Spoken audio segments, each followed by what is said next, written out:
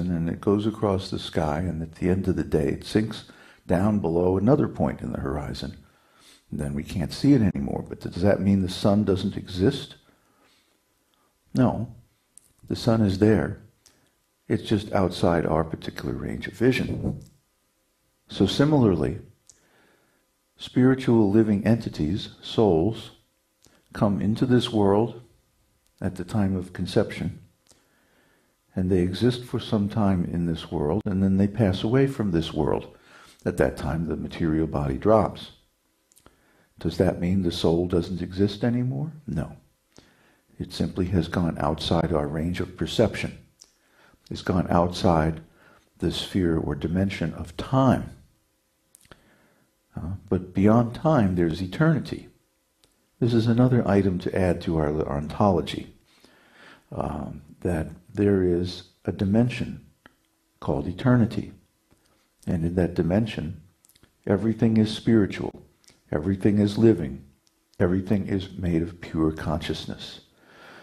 In that dimension, we exist. That is our real world. This material world is simply a place where we come for a limited amount of time. It might be a very long time. We may have birth after birth after birth in this material world, and most of us do. But still, whatever has a beginning has an end.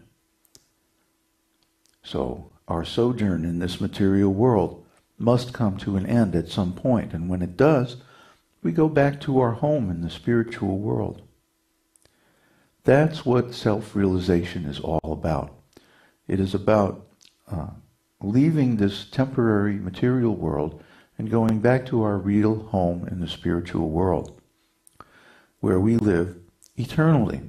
That means no birth, no death, no old age, no disease, no suffering, no want, no ignorance.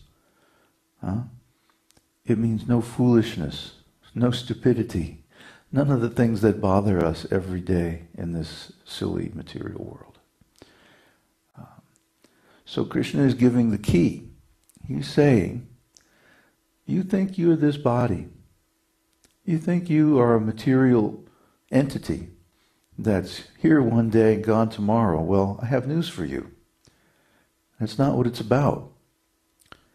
You are a living, conscious, eternal spirit soul. You are not from this dimension. You are from a higher dimension of eternity, where you are neither created nor destroyed. Now, does that change your perspective on life? You bet it does. You bet it does.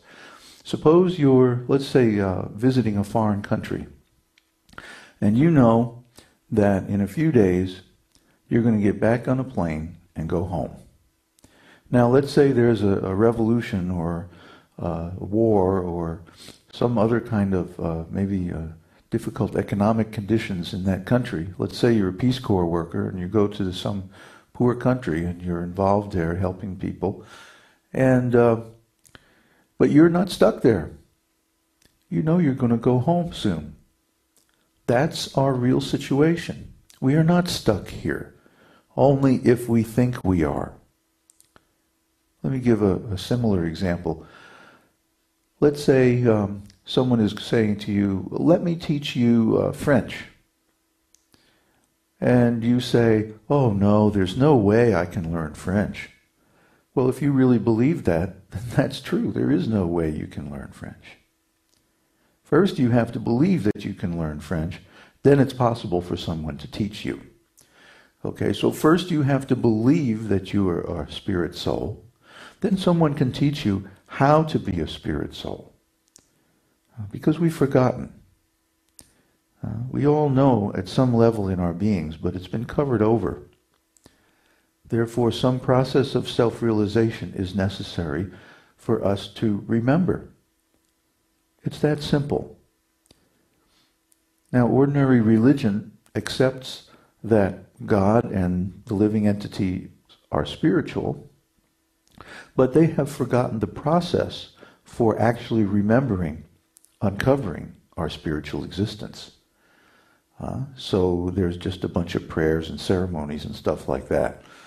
But the real process of spiritual life is a mystical remembrance of our original condition. And that's the esoteric teaching. It's not a religion, it's a mystery school.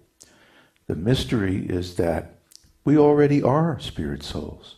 We've just forgotten. So the first step is to believe that, yes, because I have this symptom called consciousness, you are conscious, aren't you? Then I must be a spirit soul.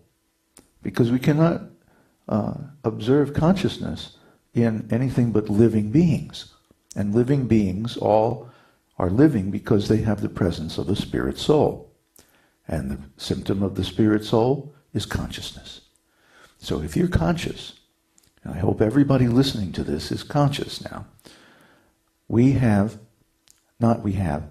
are a spirit soul, and we have consciousness as the primary symptom of that soul.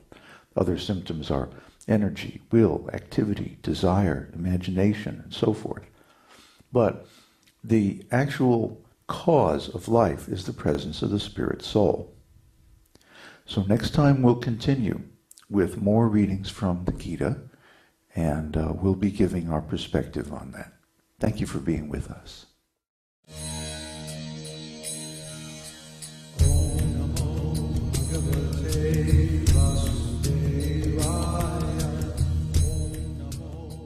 This is David Hughes, hoping you've enjoyed this installment of Your Perfect Body, our podcast from the esoteric teaching. Please join us again and benefit from these spiritual teachings that help you attain your real perfect body. And don't forget to visit us on the web at esotericteaching.org.